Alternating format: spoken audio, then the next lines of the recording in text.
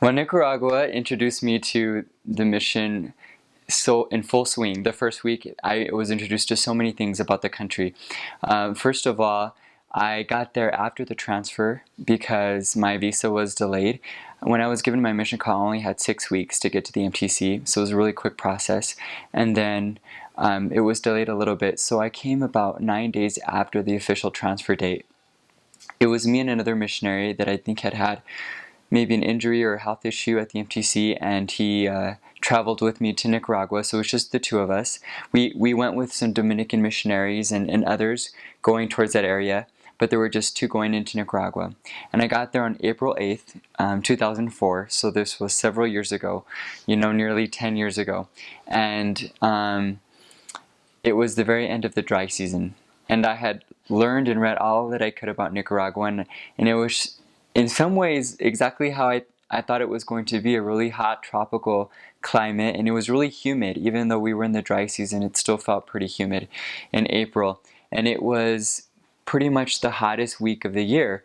It's called Semana Santa, or like Easter week, Holy Week in Latin America. It's like the hottest week of the year in Nicaragua. It's the end of the dry, hot season before the aguas de mayo, or the rains of May, come. So this is when a lot of people go to the beach and everything, and I didn't know this. I just remember getting out of the airport and feeling that wave of warmth, of heat, as soon as I got into Nicaragua.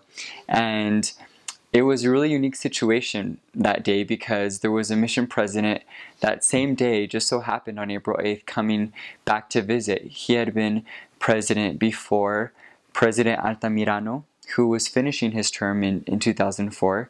When I first got there, was his last few months, President Altamirano. And great man, he's from Chile, his wife's from Panama, and a mission president that served before him was on that same flight. And so we were all together, and the APs picked me up at the airport, and they take us to TGIF in Managua. So my first night in the mission field, I'm with two mission presidents, their family, and the assistants to the president, and we go eat at TGIF in Managua. So it was a pretty nice first night, And then I slept in the mission home, which was pretty old at the time. Later that year, I think they moved to a really nice new high-rise building in Managua, but it was an older building. When I first got there, there were a lot of bunk beds, and there were abanicos, or fans, next to the beds because it gets so hot at night and there's no air conditioning that you have to sleep with a fan. But it just so happened that the fan in that room wasn't working, so I pretty much sweat myself to sleep that first night in the hottest week of the year. My first night in the mission, and I was like, well, I guess this is how it's going to be for 2 years. And so but I didn't realize that it wasn't always that hot, and that fans do work in other places. But I had to spend the first 2 days in the office until I waited for my companion, my trainer and his companion, to pick me up.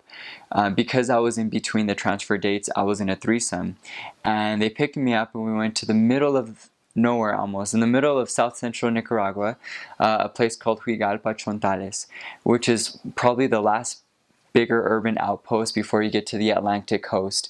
And it's the road to a town called El Rama, and there's a lot of rainforest, and I think part of it you have to go by boat through the jungles and the rivers to get to the east coast. I think missionaries back then, I don't know how it is now, they would fly if they had to go serve on the Caribbean coast, which is like a whole other world than Pacific side of Nicaragua, which is more Latino. And the Eastern Caribbean, they speak some English. There's a lot more Afro-Caribbean culture, kind of like Jamaica or something like that. But they, I know it's a lot bigger now. When I was there were only 4 missionaries, 2 in Puerto Cabezas and 2 in Bluefields, and I'm sure it's expanded. So Huigalpa was on the way to Bluefields, to the east coast, so it was kind of separated from the rest of the mission. It was very isolated, and we took a bus ride to Huigalpa, and I was so in love with Huigalpa. It was my first area, first of 8. I had 8 areas on the mission, and they were all wonderful, and it was each like a new exotic location every time we got a transfer, because the whole mission, the whole country was one mission at that time. Now it's two. But so I get to Huigalpa, and our first line of business is to try to baptize a girl named Silonim. And she was a great girl. I became really good friends with her. And my companion was Elder Fonseca, and my trainer, Elder Alvi. So I had two, Elder Fonseca was from Honduras and Elder Alvi was from Utah. And I remember thinking it interesting because Alvi was about as close as you could get to my last name in its English form, because I'm Alva and he was Alvi. So we would play games with the members and switch our name tags and see if they could tell the difference or remember that there was a difference. And so and we made a pretty dynamic trio. We're all really different, but I think it was a really fun trio. And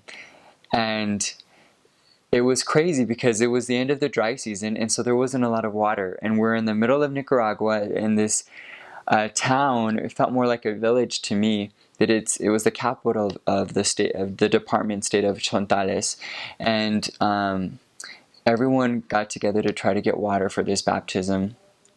But Silonim, because of time constraints and this and that, and she had been working so hard to get baptized, and there had been a lot of obstacles, and she just wanted to do it. She wanted to do it.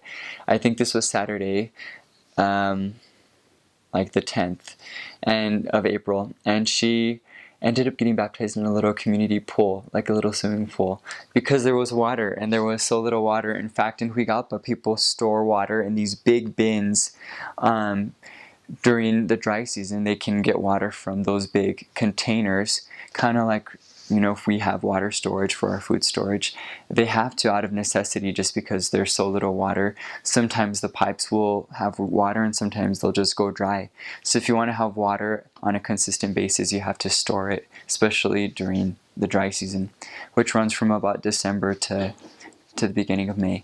And so I remember she got baptized in the swimming pool, and then on Sunday, she was confirmed, and on Sunday we had another eventful thing happen to me, which helped me embrace and just get to know the wonderful nature of the Nicaraguan people. They're really friendly, some of the friendliest people you'll find on the planet and in Central America, and they have a love for joking and a sense of humor,